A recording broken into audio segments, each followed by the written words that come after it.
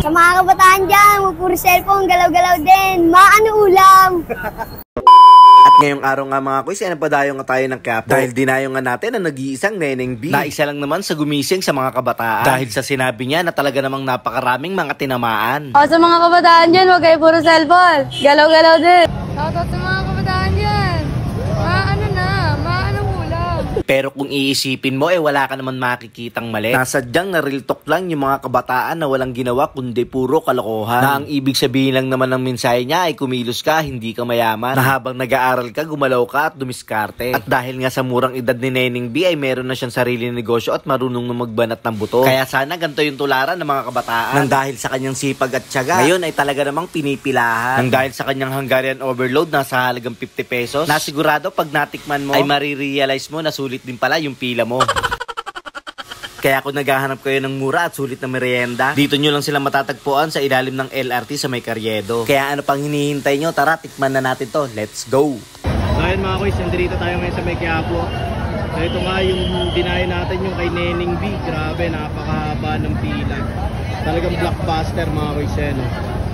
So napakadami ng order. Dami rin nakapila. Non-stop. Anong ulam?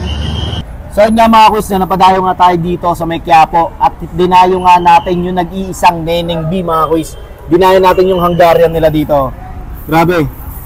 Yung pila lang naman dito, siguro mga nasa 1 oras kami nakapila. Grabe, ano? Yun naman sa likod. Napakahaba.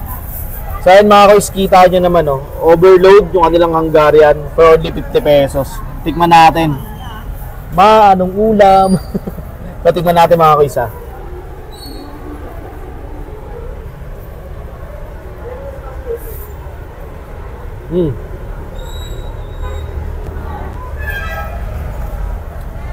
Worth it yung pila mga kuys.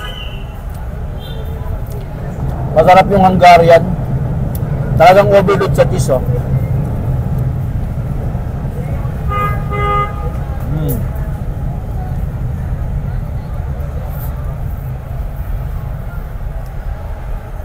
Grabe.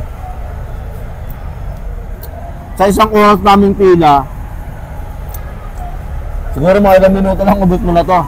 So, promise, walang halong biro. Kahaba ng pila sa 1 oras na pinila namin dito, worth it naman. Kasi, masarap, overload talaga. So, paano hanggang dito na lang, dahil na kayo dito, magdala lang kayo ng konting pasensya. Salamat.